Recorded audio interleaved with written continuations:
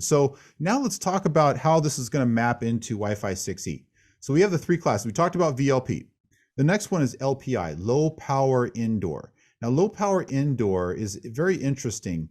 It really maps quite well into this discussion that we're having about how the network topology has changed. So with LPI, we're starting at, they've lowered the PSD, the power spectral density, is for LPI is 5 dBm per megahertz, 5 dBm per megahertz. So if we do the math on that, and honestly, we don't think about dBms per megahertz when deploying Wi-Fi networks.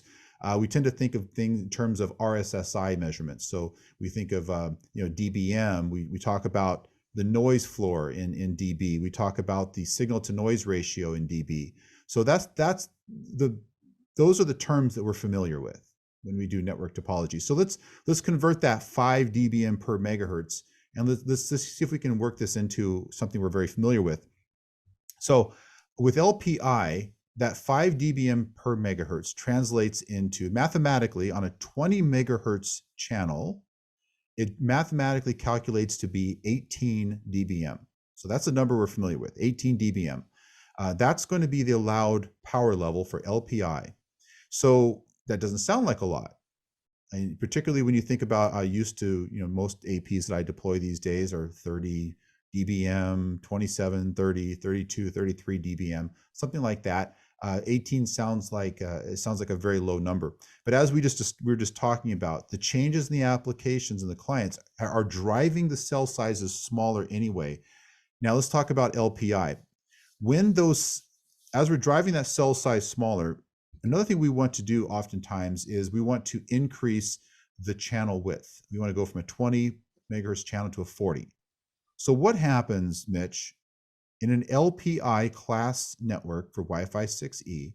What happens when we go from a 20 megahertz channel to a 40 megahertz channel? Well, so first off, when you go to that higher channel, my noise floor level has to come up.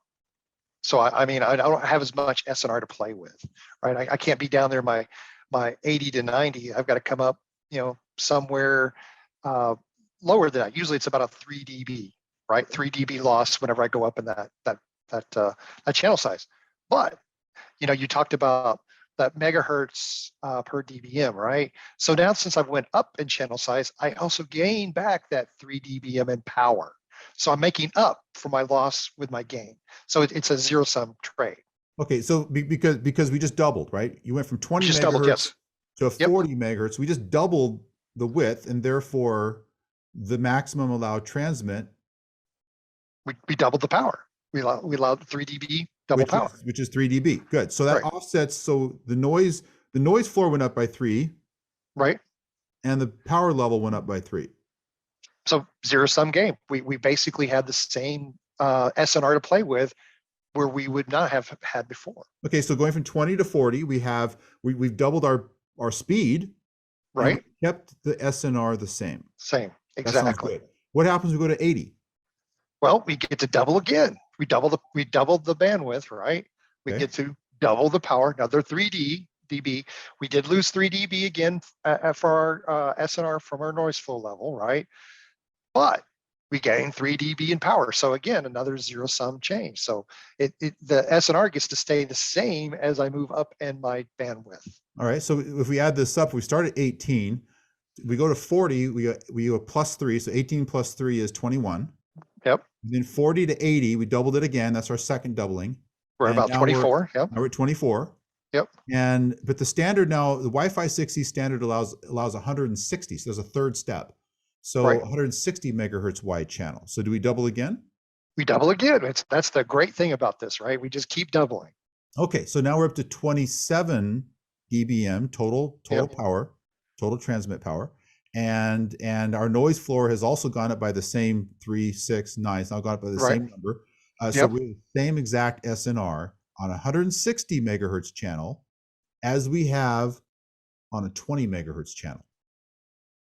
So we lost nothing. Yeah, we lost nothing. Right? We got all the gains as we were going up just by increasing our power. Okay, good, good. So we have a constant SNR with Yep. LPI. I think that I like that because that really plays well into the planning for these high density networks. It allows us to design that network then uh, uh, to get to that 30 dBm SNR consistently across all the APs or all the devices that are within that cell. Have that constant high signal to noise ratio, and then just adjust the channel width according to the frequencies that we have available. Um, and here's the good thing with Wi-Fi 6E. I'll put you on the spot here. How Okay. many 160 megahertz channels do we have available across R- 1200 megahertz? How many do we have? roughly about 15 to 16 channels available. It's a lot. That is a lot compared to what we used to have, only two.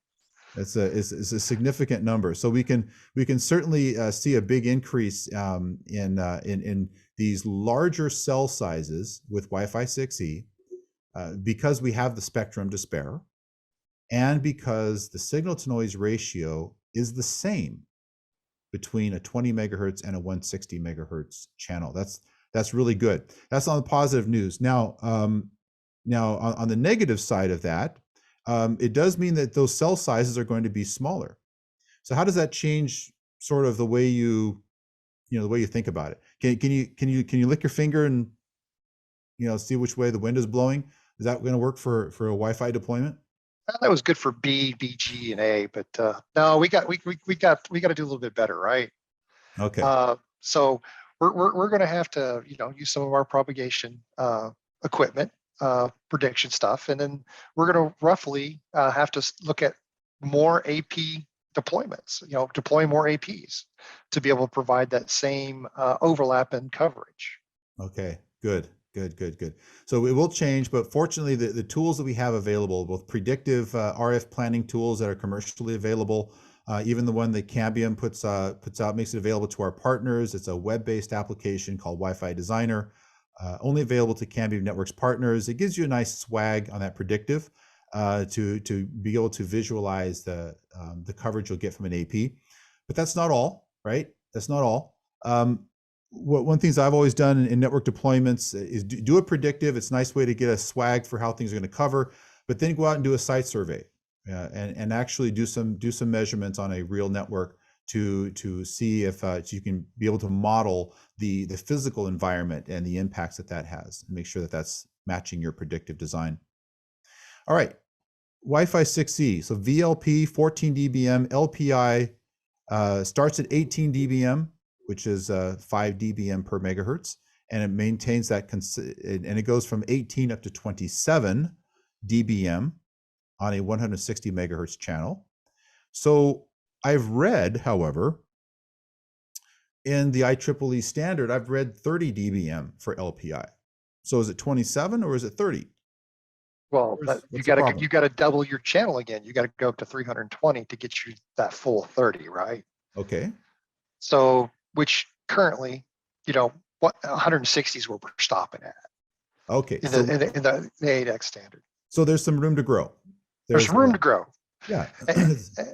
And as you know, if it's there, manufacturers will try to push, right? Yeah. So I mean, we may get a 320 megahertz channel before it's all said and done out of this AX. Just because somebody says, "Hey, I could do it," and I'm going to do it. Yeah, and I think I think there's going to be a lot of pressure to enable that 320 megahertz band. Another pressure point that the FCC is considering and other regulatory domains are considering is increasing the LPI from 5 dBm per megahertz up to 8. Now, they have not ruled on that. There is no decision made, but that is a request that's been made by the market, and so that would also give us another 3 dB boost, which would again help dramatically in these LPI network deployments.